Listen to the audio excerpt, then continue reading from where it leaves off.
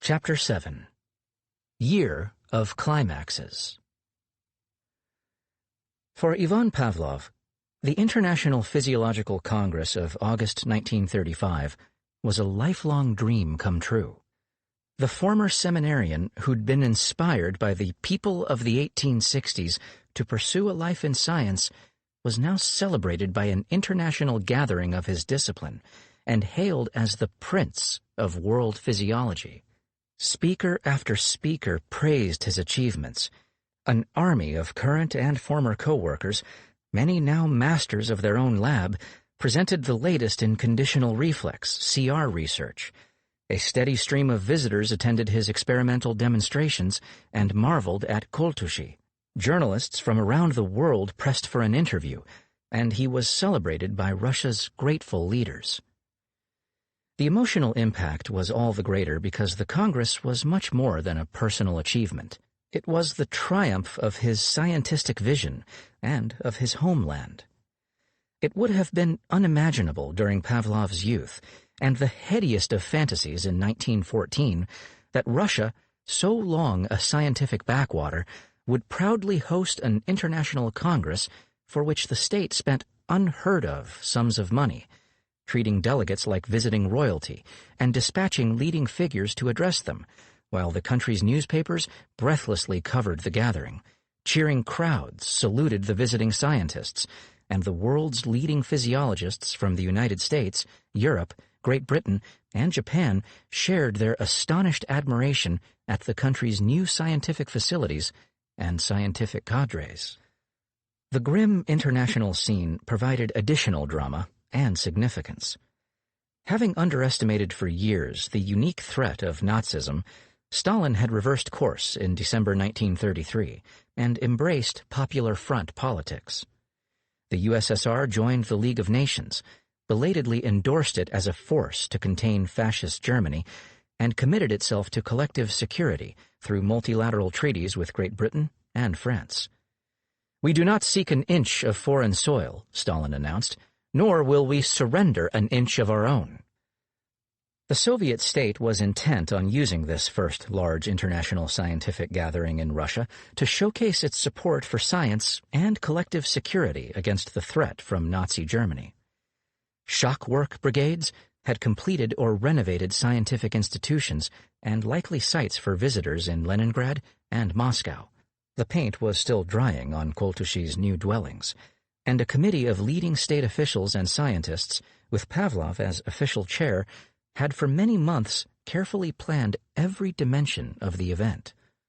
Pavlov looked like a medieval saint, recalled American physiologist John Fulton, as he called the Congress to order at the stunning Tauride Palace and delivered some brief but powerful introductory remarks. The simultaneous translation was excellent, and the English version that came through the earphones was so well timed to the old man's spirited gesticulations that one fancied he was actually speaking English. The most remarkable thing was to see a man of 86 years presiding over a huge gathering, great floodlights pointing at him, and movies being taken from every direction, all with the fire and enthusiasm of a man of 40. Pavlov's force as personality and symbol combined with the sense of occasion to energize the vast hall. His words were proud, patriotic, and politically pointed. Beginning slowly, he welcomed the delegates and noted the appropriateness of holding the Congress for the first time on Russian soil. The gifts of Sechenov memorabilia honoring the father of Russian physiology should remind visitors that Russian physiology was quite young. Noting the importance of international meetings for popularizing science, he added that, in Russia, our state now provides enormously great resources for scientific work and attracts masses of youth to science. With this first compliment to the Soviet state, he pivoted toward his main point. "We are all dear comrades, united in many cases by obviously friendly feelings. We are working, obviously, for the rational, decisive unity of mankind. That was now threatened by war, a bestial means of resolving vital difficulties, a means unworthy of the human intellect with its immeasurable resources. These words elicited thunderous applause, after which he continued with a phrase that he had added at the last moment after consultation with Maria Petrova and Commissar of Public Health Grigory Kaminsky. "And I am happy that the government of my mighty homeland, struggling for peace, is the first in history to proclaim not an inch of foreign soil." Physiologists should be especially sympathetic with this position, and, as seekers of truth, we should add that it is necessary to be strictly fair in international relations, and this is the main and real difficulty. Again, applause.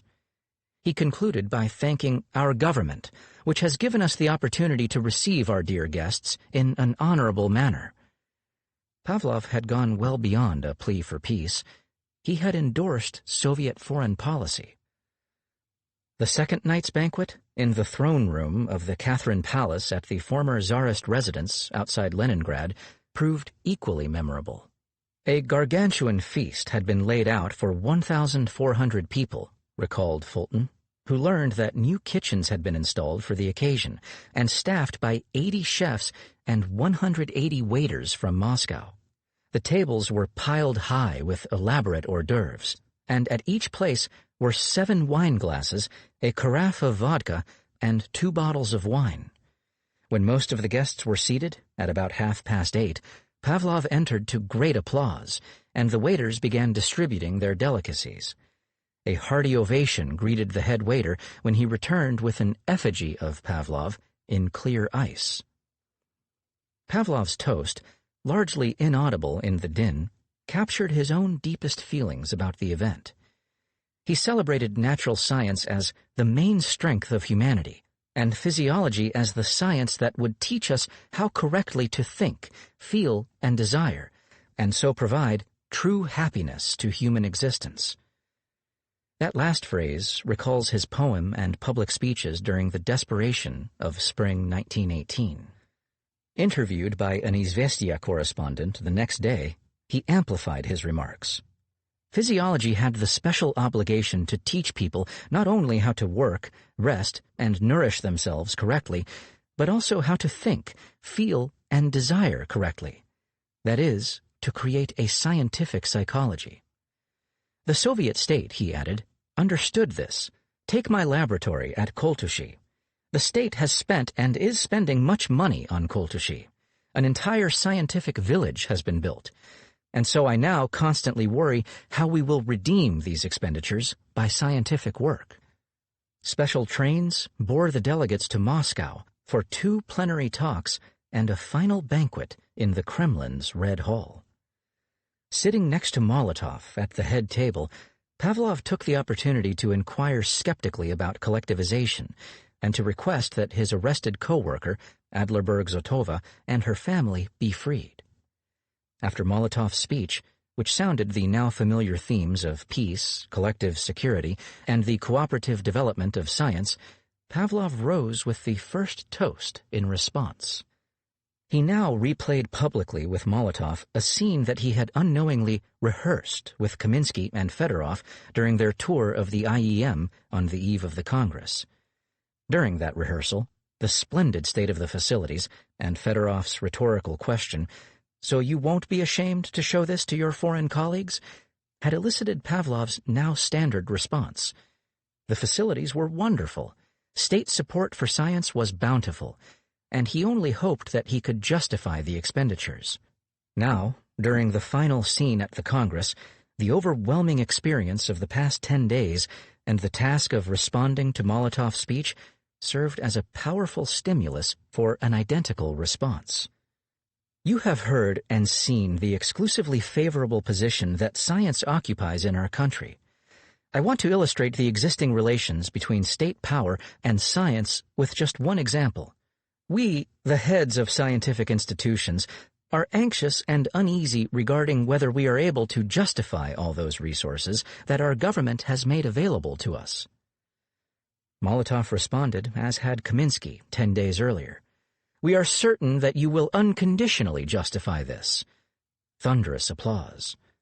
Pavlov's toast now combined his accumulated sentiments over the past month with the headiness of the moment in his warmest public comments yet about the Soviet state. As you know, I am an experimenter from head to toe. All my life consists of experiments. Our government is also an experimenter, but of an incomparably greater category. I passionately wish to live in order to see the victorious conclusion of this historical social experiment. To rising applause, he raised his glass to the great social experimenters. He had responded to the occasion as he saw fit, given the international threats, his optimism about the growth of Soviet science and its inevitable humanizing consequences, and his own gratitude toward the state, all amplified by constant manipulation and his characteristically passionate response to the moment. Yet, as he had pointedly reminded Molotov in his letter of December 1934, the results of the Bolshevik social experiment were, as with all experiments, unknown, and this one was terribly expensive, and the pained entreaties from its victims kept coming. Pavlov was particularly moved by pleas from those victimized by the campaign against religion. A few weeks after the Congress, he received desperate letters from V.A. Ganushenko and G.A. Bogomolov, who, along with their families, were among the many priests and children of priests who had been exiled and deprived of the right to a higher education and work. Citing Pavlov's remarks at the Congress about the special obligation of physiologists to teach how correctly to work, to think, to feel, Bogomolov implored him to act on behalf of the Leningrad clergy, to bring some peace to my tormented soul. Such letters led him to protest this current injustice that constantly depresses me in a December 1935 letter to Molotov. Clerical families had produced such leaders of vital truth and progress as Dobrolyubov and Chernyshevsky, more than half of pre-revolutionary Russia's physicians, and many of its scientists, including, of course, Pavlov himself. Why are they all included as members of some typologically exploitative class? I am a free thinker and rationalist of the first order, and have never been any kind of exploiter, and I nevertheless recall my early life with a sense of gratitude, both for the lessons of my childhood and for my schooling. As in earlier responses to Pavlov's letters about repressed individuals, Molotov dismissed his reference to the many unjustly accused, but assured him that Soviet power avidly corrects its real mistakes, suggesting he would look into the particular cases Pavlov mentioned. He also informed him that change was coming. Restrictions on the children of the clergy had earlier been necessary, but now would be lifted. Here, Molotov was providing advance word of the Politburo's impending decision to lift the prohibition against children of various outcast groups receiving a higher education. That news gladdened Pavlov, who saw it as another hopeful sign of increasing reason and moderation. But, as he well knew, this hardly ended the repression of religion. He had told his family for months that he wanted to do something for religion, and now informed Molotov of his intention to send him a principled and lengthy statement about our state atheism. This, then, was the origin of one manuscript that he would labor on while bedridden with what proved a fatal flu during his final winter at Koltushi. Eugenics, Primates, and Reassessment of the Conditional Reflex. Pavlov's original plan for Koltushi was, as he informed Molotov, to study the dynamics of the nature-nurture relationship, to determine experimentally on animals the conditions for acquiring, by means of selective breeding, a greatly improved nervous system, for the use and glory, first and foremost, of my homeland. That research, he informed a reporter, should lead to the success of eugenics, the science of the development of a better human type. For Pavlov, like many geneticists in the 1920s and 1930s, eugenics was the logical, practical extension of genetics, and, as for thinkers of almost every ideological stripe, a rational application of science to improve medicine and society. Pavlov envisioned a eugenics that would encourage scientifically informed, voluntary individual behaviors to compensate for hereditary weaknesses and benefit one's offspring. This made especially good sense for him, given his long-standing visceral belief in the inheritance of acquired characteristics, the subject of experiments at Koltushi by his close associate Evgeny Ganike. He condemned Nazi eugenics and observed repeatedly that neither current knowledge of heredity nor the sensitivity of cultured man justified mandatory sterilization. This grand vision, then, integrated several basic interests: the interplay of nature-nurture, the nature and improvement of the Russian type, and humans' individual and collective human struggle against sluchaynost, for control of their own destiny. As he put it in a private note, fate, the social struggle with it, practice, eugenics. Research at Koltushi began in fall 1928, when co-workers Stanislav Virshikovsky and Fedor Mayarov divided 2 litters of 4 puppies each into 2 groups of imprisoned and free dogs. The former remained always in the kennel, whereas the latter roamed freely, interacting with nature, other animals, and people. After about 1 year, the experimenters compared their behavior, personalities, and responses to CR experiments. For Pavlov, the sharp differences in the performance of the 2 groups confirmed his analysis of Garsick and himself. Life experience mattered. The free dogs were enthusiastic, affectionate, and active. The prisoners were pathetic cowards that failed to engage with their environment. Among people, too, he noted, life in a hothouse setting often left those with a strong nervous system in a craven state. Interestingly, prisoners generally performed better in CR experiments, though free dogs more quickly accomplished differentiations. This research, however, soon bogged down. The building of special kennels proceeded slowly, and further experiments awaited the lengthy process of breeding successive generations to obtain pure types. Furthermore, Pavlov admittedly lacked a precise approach to identifying the hereditary factors for which to select. Most important, he could not breed pure types without a reliable typology. At a meeting in September 1933, he announced that the doctrine of types must be placed on firm foundations, but soon admitted that everywhere we are seized by hesitation about the type of nervous system of this or that dog.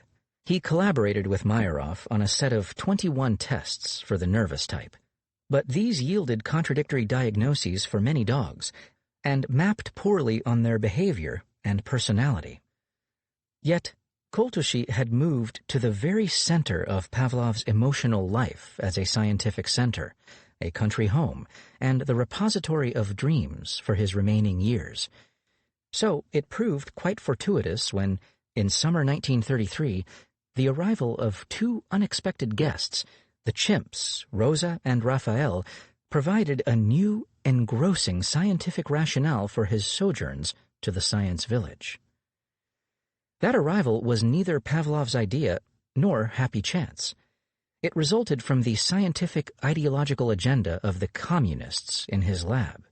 They hoped that the exposure to primates might convert the chief from the reductionist, mechanistic views he had imbibed in the 1860s to a more dialectical conception of higher nervous activity, and might encourage his recent tendency to complement his long-standing, narrowly analytic focus on the dynamics of individual reflexes with attention to the systemic qualities of the cortex that separated dog from human.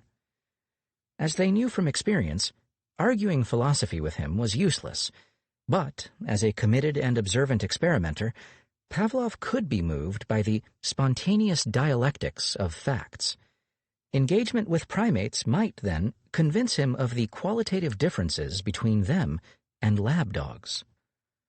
Pavlov's communists had for years attempted unsuccessfully to lure him to the Sukhumi primate station, where several of them were conducting CR experiments on the synthetic qualities of its inhabitants. Since Mohammed would not go to the mountain, communist co-worker Peter Denisov brought the mountain to Mohammed.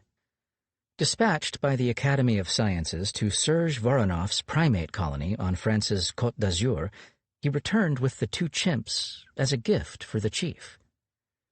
Rosa and Raphael engaged Pavlov's curiosity.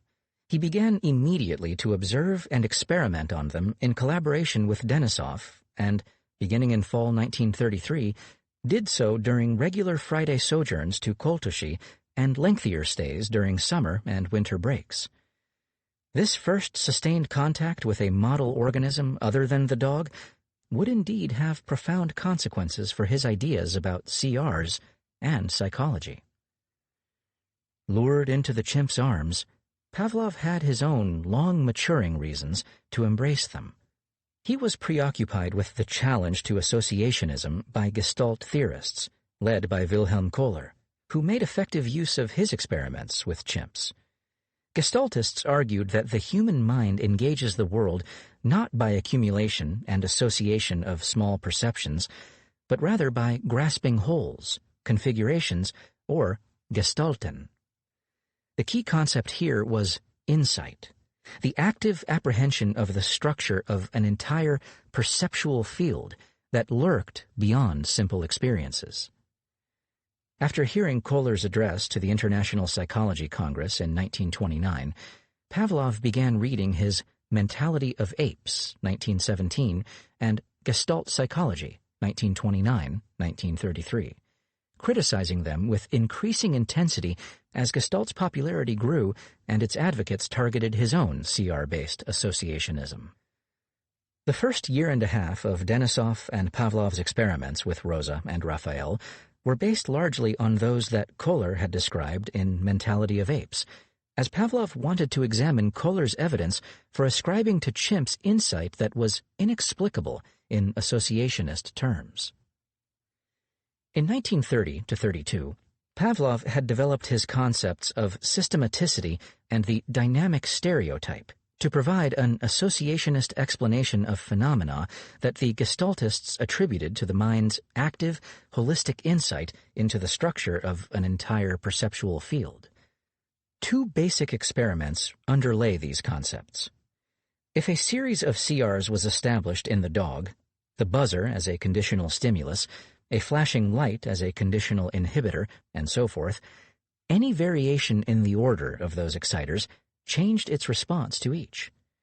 The animal, then, responded not just to a single stimulus, but also to the system of stimuli as a whole.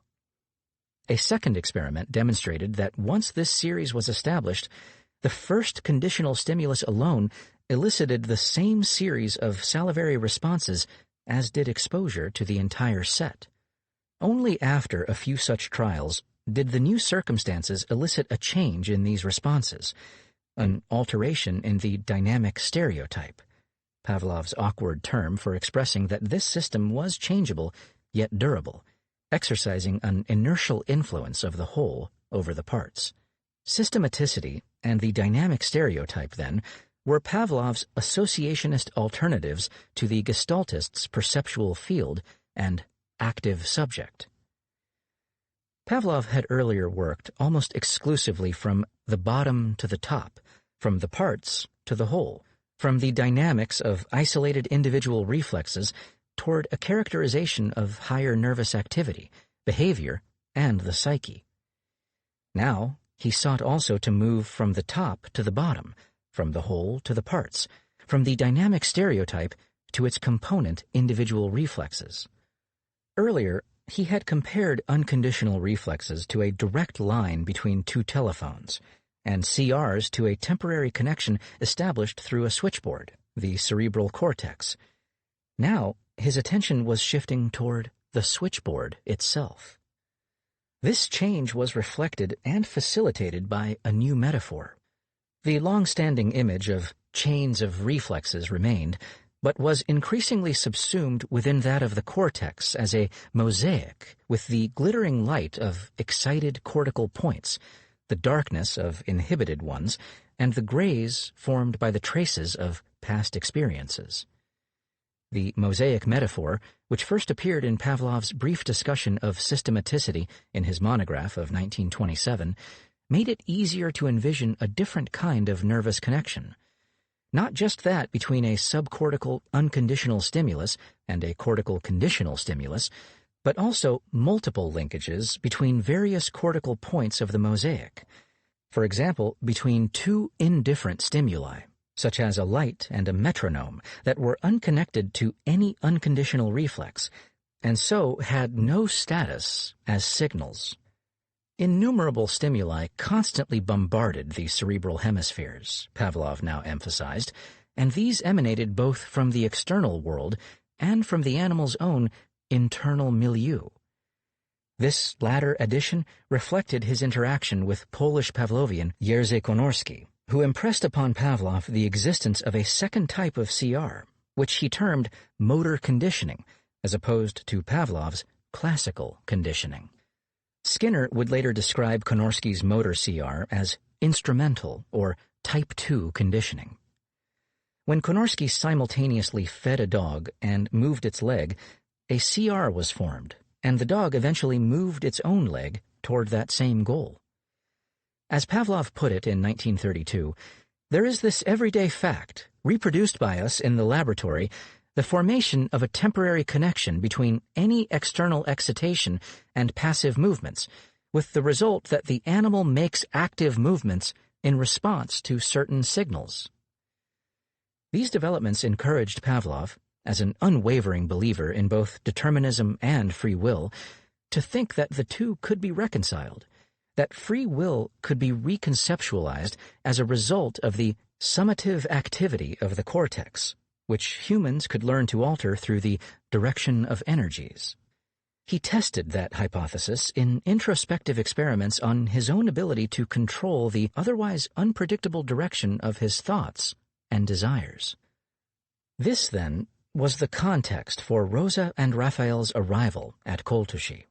First, repeating Kohler's experiments, and then devising his own, led Pavlov both to deepen his critique of Gestalt's mysticism and, in synergy with his earlier ideas and experiments concerning systematicity, to re-examine and then fundamentally amend his own views. While rejecting Kohler's argument that anthropoids displayed a qualitatively different form of intelligence than that of dogs, Pavlov now recognized important differences between the two organisms that influenced their intellect and learning behavior. At one of his regular Wednesday gatherings with coworkers in September 1934, he noted that the anthropoids' four limbs allowed them to enter into very complex relations with objects, and so to form a mass of associations, which does not exist in other animals. The chimp was an ideal tightrope walker, and watching it confirm empirically the stability of stacked boxes, one saw the complex interplay of its multifold associations, tactile, muscular, visual, and so forth. Whether roaming Koltushi freely or tackling experimental tasks, Rosa and Raphael constantly displayed the multidimensionality of their interaction with the environment, simultaneously manipulating, inspecting, and smelling objects and people in their domain.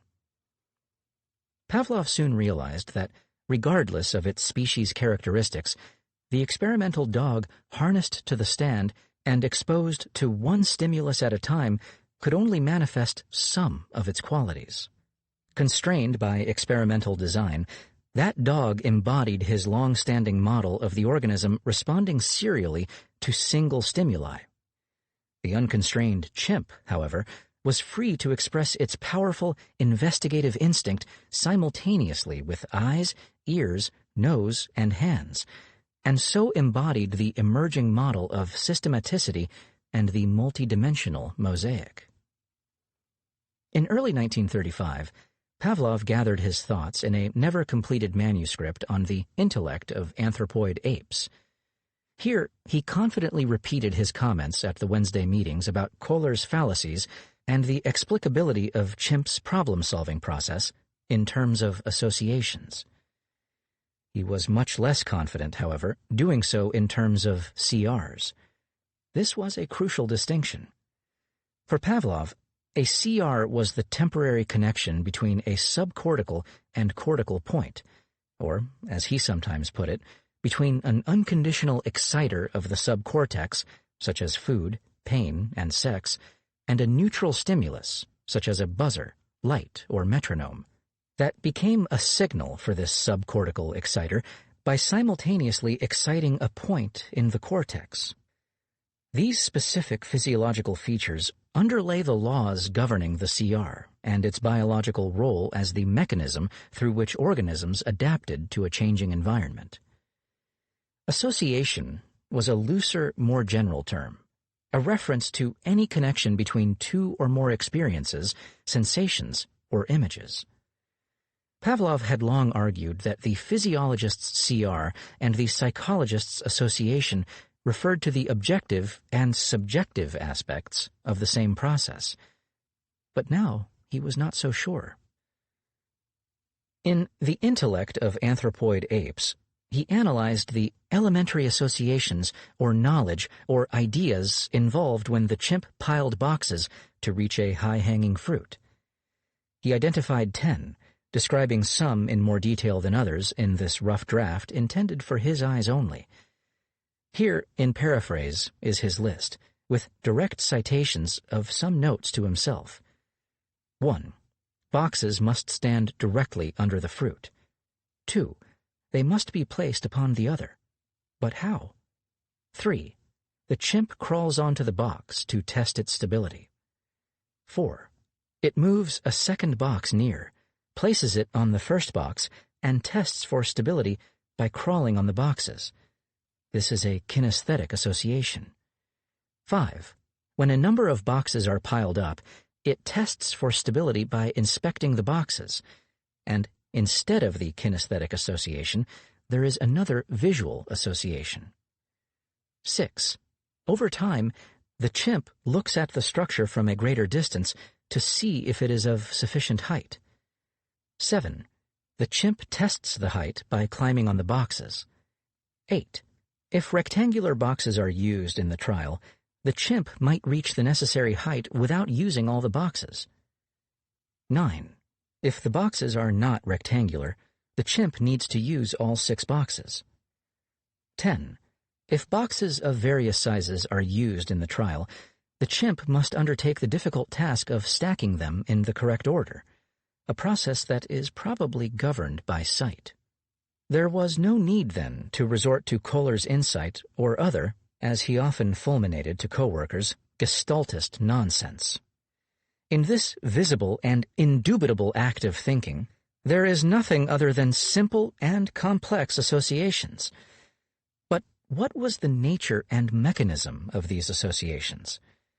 As Pavlov wrote in the margin of his manuscript, what is united with what?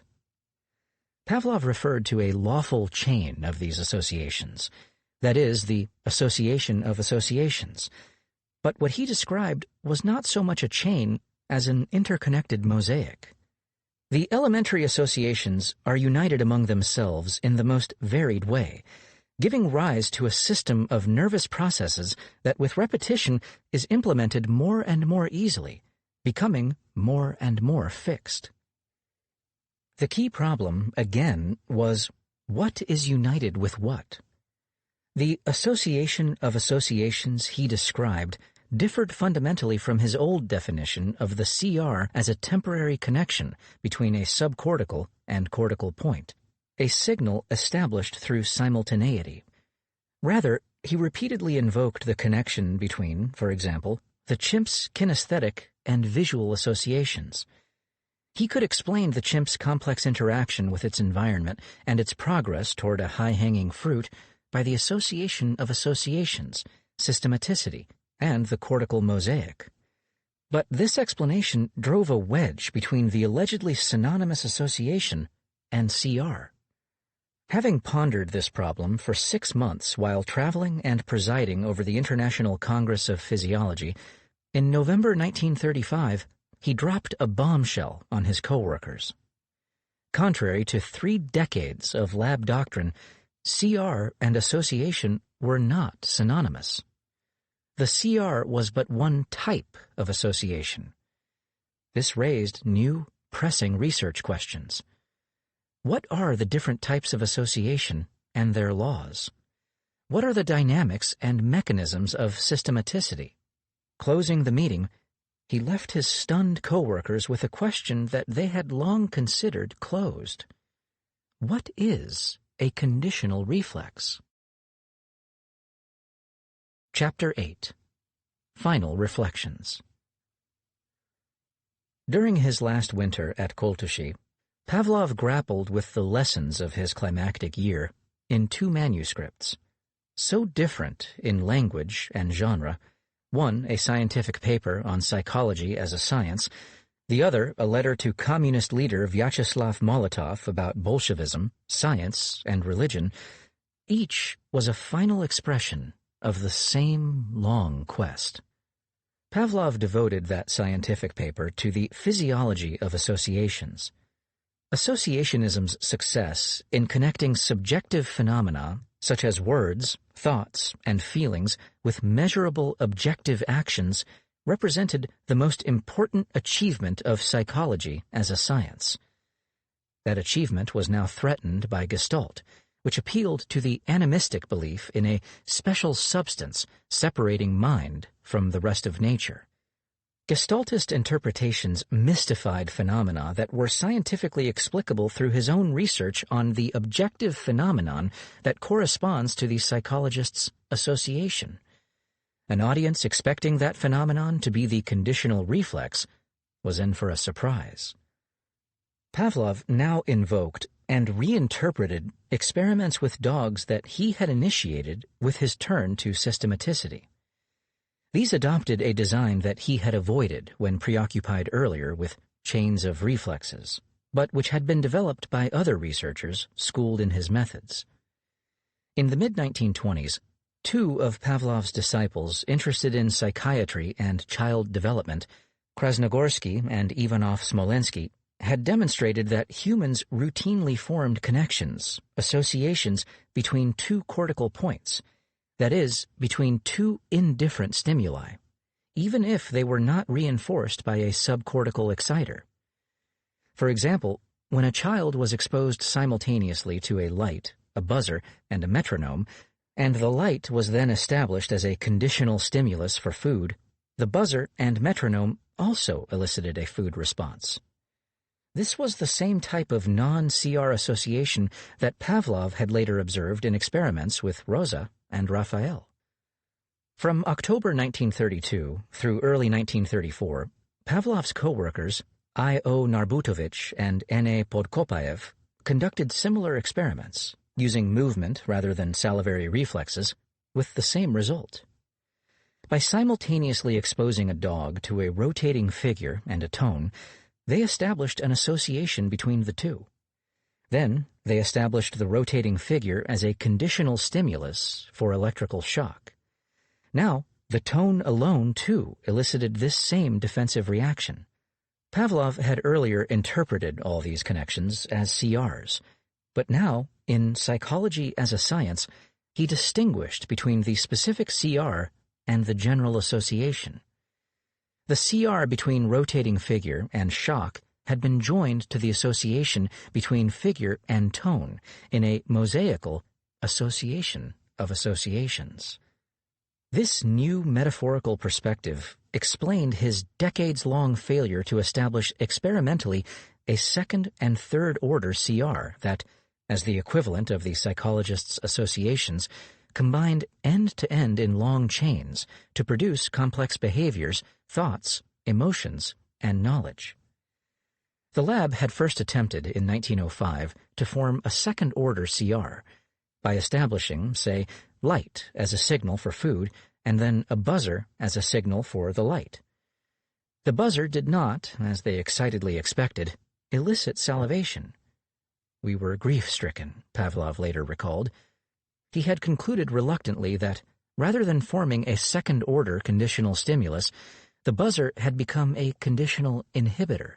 He returned to this problem repeatedly in subsequent decades, but remained unable to form chained reflexes analogous to our associations.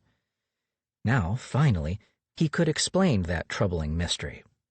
The physiological dimension of the psychologist's linked associations was not a chain of CRs, but rather a set of CR and non-CR associations that formed independently and became linked in the cortical mosaic.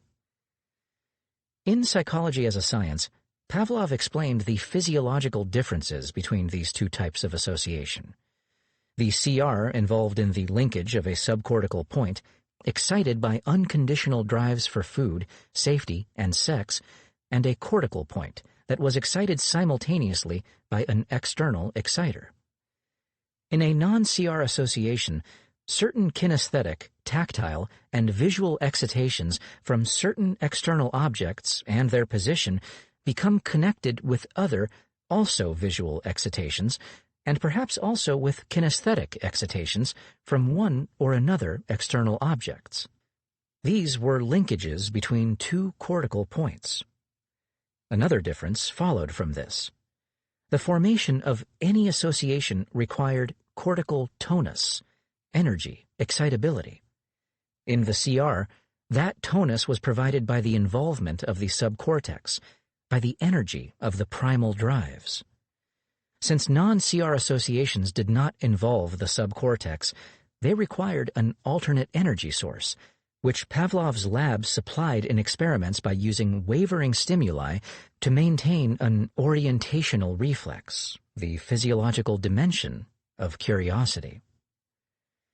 These two types of association produced fundamentally different kinds of knowledge.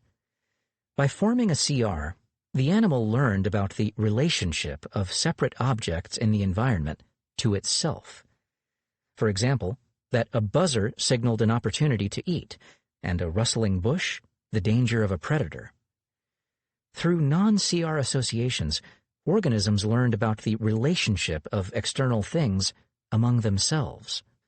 The chimp stacking boxes learned that a particular visual image of the boxes corresponded to a stable structure. Non-CR associations, then, represented the embryo of science. Narrowing the centrality and scope of the CR, he had expanded dramatically that of Pavlovian method and explanation. He was already preparing his lab to study systematicity and all associations, and associations of associations, in the same manner he had analyzed CRs, and thus to expand his research into new areas of psychology such as the perception of musical sounds and melodies, of form and relationship. At age 86, Pavlov remained both true to a lifetime's mental habits and remarkably open to changing his mind. Science, Christianity, and Bolshevism. Pavlov also labored that winter over his principled and lengthy critique of official atheism for Molotov, but was dissatisfied with it and decided instead to write a letter. He never completed that either. These drafts remained in his personal papers. He began on a positive note. I must admit that the longer your regime exists, the further it departs from the extremes from which it began, making room for actual reality instead of theoretical constructions. The depersonalization of the human being in the extreme form of communism and a despotic dictatorship is giving way subtly to a gradual recognition of the rights of the individual. As evident in the reference to the Bolsheviks' improving grasp of actual reality, his optimistic interpretation of contradictory indications reflected Pavlov's faith in the civilizing influence of science. Yet they continued their barbaric persecution of religion. Freedom of belief, like freedom of scientific inquiry, Pavlov insisted, was a basic human right, a matter of individual conscience. Furthermore, religion played a positive cultural role by relieving the most painful dimension of life, the lack of control over one's fate in the face of the uncontrollable and unexpected, sluchajnost. Dismissing the view that religion originated in deception by self-interested exploiters, he attributed it rather to a purposeful, reflexive, adaptive response by naive man to the dawn of self-consciousness and man's juxtaposition of himself to nature. religion was rooted in a fundamental psychological need. Oppressed by the sluchainosti of his natural and social milieu, man needed to believe in some law of nature, in some more or less constant connection between cause and effect, so he could assume some control over his own destiny and depend in a human way upon his own activity. That need was filled by the concept of a God who held everything in his hands, and who, if well disposed toward you, did not permit any evil sluchainosti. Rationalists, Pavlov continued, dismissed religion as a remnant of pre-rational thought, and believed that science, the fruit of human reason, would completely replace, eliminate religion. That had long been his own view, and had played an important part in his decision to leave seminary for science. Now, however, although he remained a rationalist to the marrow of my bones, he found it unconvincing. Here, his essay took a psychologically revealing turn, as he dwelled on the horrors of uncertainty and the uncontrollable in human life. As so often when he addressed broad issues, the autobiographical dimension of his thinking is palpable as he slips constantly between the first and third persons. What is the most difficult, really terrible thing in life? Sluchainosti of birth, the inheritance of genes and social class, of environment, initial conditions, of death and illness, of every other misfortune and obstacle in life. A peaceful, fulfilling life required a regular, undisturbed course of life and certainty in it. But where can one obtain either? Rationalists replied that science provided an escape from sluchainosti, and had succeeded in doing so in many realms. But, as Pavlov knew from experience, it remained almost powerless as an agent of certainty in any individual human life. However much I were to conduct myself consciously according to the rules of science, could I really be certain that some unexpected serious illness would not swoop down unexpectedly upon me with various consequences? Although I always walk on the pavements and am careful at all intersections that a truck will not strike me or a mass of concrete not break off, and my sense of peace is connected with the fate of my intimates, and all such serious sluchainosti in their lives also shake my internal world. And the fate of my homeland? A mass of sluchainosti not even considered by any science threaten it, to say nothing, of course, about dangers that are rationally foreseeable. Here, Pavlov voiced the preoccupation with certainty and control that had always resided at the heart of his life and his science, fusing his personal psychology and passions with his training in physiology and the scientific spirit of his age. And he was clearly reflecting on his own long life, the tragedies of war and revolution, the recent death of his son, a bolt from the blue for his wife, the sluchainost of illness for him, his constant distress about the repression of innocence and the death of my homeland. Perhaps he was also contemplating his mortality and the ultimate sluchainost of death. You dream about this and that, and suddenly you die.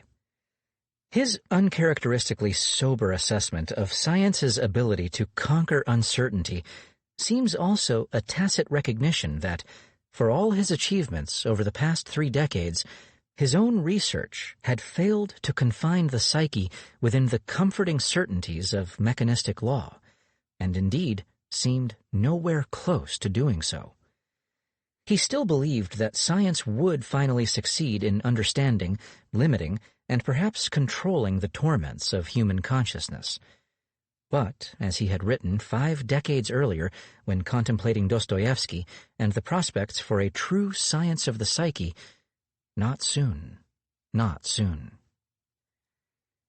As it had since time immemorial, religion provided the comforting certainty of a kind, omniscient divinity, a necessary lightning rod against the uncertain and unexpected, not just, as he had thought previously, for weak types, but for the great majority of people. Granted that no God existed to protect the believer from the arbitrary power of unthinking and cruel sluchajnost, which was governed by the implacable laws of nature, religious faith still cushioned the faithful against life's unexpected blows that might otherwise destroy one's energy and interest in life. Religion also contributed to certainty and control of one's destiny by establishing moral ideals of behavior. He was no doubt thinking of Seraphima and her response to the recent loss of Vsevolod, and perhaps was recalling the comfortable certainties of his years as a young believer. In order that an omnipotent God protect you from sluchajnosti, you must please him, aspire to resemble him. You must approach the ideal. And when you are afflicted by misfortune, this is either a test of your faith in God or a reminder that you are failing to fulfill his wishes, and so must pull yourself together. Religion thus replaced the unrestrained arbitrariness of external forces with an ideal of behavior. That moral ideal was personified by Jesus, the apex of humanity, who embodied the greatest of all human truths, the truth of the equality of all people, which provides the basis of the rights of the individual and a moral concept that divides all human history into two halves: the slavery era before Jesus and the era of cultural Christianity after Jesus. What objection could any exact science or any rational state have to the moral teachings of this Christianity? Indeed, here resided a promising commonality between Christianity and communism. Pavlov acknowledged the undeniable service of communism's moral core, its insistence on elimination of the distinction between the wealthy and the poor, based on the recognition that useful labor should entitle a person to respect and welfare in life. By its commitment to the greatest of all human truths, the truth of the equality of all people, communism shared considerable ground with Christian culture. This might have become a key subtheme of his essay, had he completed it. As his draft lost structure toward the end, it became a series of scattered comments and thoughts for further development. One of these read, "You are the successors to Jesus' mission. If not for the persecution of religion, there would be among you fervent and talented adherents from among the servants of the Church." He had twice recently expressed that same sentiment. At a meeting with co-workers after Easter 1935, he commented that one need not celebrate Easter because Jesus Christ was a man and could not be resurrected. But one must necessarily celebrate Christmas. Jesus Christ was a great man. He was the first communist on earth. Some months later, he remarked that the results of the Bolshevik experiment were unclear, and he did not endorse their policies. But at the basis of Bolshevism lies the striving of the Russian spirit toward perfection, justice, good, toward a great humanity. Karl Marx created this system, but the Russian spirit recast it in its own way. Bolshevism is more multifaceted and complete than Christianity, but one must still await the results for decades, a half-century at least. Pavlov had become neither a believing Christian nor a convert to communism, yet he was groping hopefully toward his own grand reconciliation. He had abandoned religion for science and scientism, but now science, perhaps, was producing a more realistic, civilized, and humane Bolshevism that might become a genuine Russian contribution to the great historical era inaugurated by Jesus. Time, he concluded, would tell. Chapter 9. Epilogue. Pavlov died of pneumonia on February 27, 1936, and was honored at a massive state funeral, where the Communist Party, now unobstructed, began to propagate a Stalinized image of his science and his transformation from critic to convinced supporter of the Soviet experiment. The contradictory indications of Pavlov's final years presaged not the swallows of spring, but the horrors of high Stalinism. Many of Pavlov's close associates, including communist officials Bukharin and Kaminsky and co-workers Denisov and Virshakovsky, were arrested and shot. Many others were arrested. Fedorov, Petrova, and Molotov survived and thrived. Despite substantial criticism of Pavlov's digestive research, especially by those, like William Bayliss and Ernest Starling, who championed humoralist mechanisms as opposed to Pavlov's nervism, he was broadly acknowledged for establishing the basic framework for studies of the digestive system as a coordinated system. For decades thereafter, experimental physiologists disagreed about the relative importance of nerves, hormones, and psyche in the neuropsychoendocrinological complex. The precise, lawful, characteristic secretory curves so important to Pavlov vanished from the scientific literature as organ physiology fell out of fashion. During the polarizing conflict between behaviorists and gestaltists, representatives of each falsely identified Pavlov as a behaviorist. His attention to consciousness, personality, and psyche was largely buried under Stalinist dogma, and for Anglophones, by the inaccessibility of Russian texts and by incorrect, highly misleading translations. So, after World War II, when many Western psychologists again turned their attention to animals' inner emotional and cognitive life, Pavlov seemed hopelessly old-fashioned. Yet, his scientific practices are compatible with contemporary scientists' attention to personality types among animals, their attempts to divine the goings-on in the minds of dogs and dolphins, and the mechanistic and anthropomorphic metaphors they employ to do so.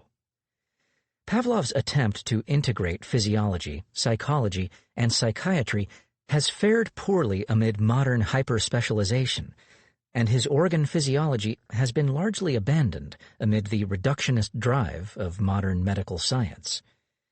Yet, that legacy also continues to inspire many scientists in both Russia and the West. For example, at Pavlov's former Institute of Physiology in St. Petersburg, and among members of the United States' Pavlovian Society, with its journal Integrative Physiological and Behavioral Science. Pavlov's surgical operations and experiments on animals were not exceptionally cruel for his day, and he was able to shrug off the objections of anti-vivisectionists, who protested most energetically during his visit to London in 1935. Much greater, though hardly all-inclusive, sensibility about animals' feelings and rights renders many of his procedures unacceptable for many people and institutions in the early 21st century. Physiologists and psychologists today would view Pavlov's map of higher nervous processes as hopelessly naive and oversimplified, and their use of error bars in curves codifies their abandonment of his notion of precise, mechanistic determinism. Few, if any, would agree that the psyche can be explained on the basis of nervous reflexes. Many scientists in both Russia and the West, however, fruitfully employ variants of his conditional reflex methodology in studies of simple learning, fear, anxiety, and stress, the regulation of blood pressure, body temperature, and the immunological system, drug and alcohol addiction, memory, and psychopathology. Whereas Pavlov scrutinized saliva drops in his attempt to understand the psyche, we can all witness today the oxygenation of neurons on functional magnetic resonance imaging as a monkey reaches for a banana, or a person experiences love, hate, or fear. It is much more vivid in our high-tech age, but the problem of translation remains. Modern technology has provided various candidate replacements for Pavlov's metaphors. Computers have displaced factories in cultural consciousness, so the language of feedback loops and hardware and/or software seems to us more sophisticated than Pavlov's mechanistic mapping of inhibition onto cowardice, trace reflexes onto memories, and changes in the dynamic stereotype onto feelings of unease. Yet the hard questions of consciousness, the relationship between body and mind, remains a mystery, perhaps awaiting metaphors beyond our current experience. Had Pavlov indeed lived to be 100, his scientism would have been powerfully challenged by Nazism and Stalinism, World War II, and its murderous finale at Hiroshima and Nagasaki. In our time, too, breathtaking scientific achievements coexist with, and are often deeply implicated in, spiritual impoverishment, mass oppression and destitution, war, and the suicidal destruction of planetary ecology. The social impact of science is what humans and our societies make it. As in Pavlov's day, science offers illuminating insights into our behaviors and moods, and palliatives for our pains. But the challenges of uncertainty and the existential issues of our consciousness and its torments that animated his grand quest remain always with us. This concludes Ivan Pavlov by Daniel P. Todes. Narrated by Gary Tiedemann. Copyright 2022 by Oxford University Press. This unabridged audiobook is published by arrangement with Oxford University Press and was produced in the year 2022 by Tantor Media Incorporated, a division of Recorded Books, which holds the copyright thereto. Please visit tantor.com for more information on our growing library of unabridged audiobooks.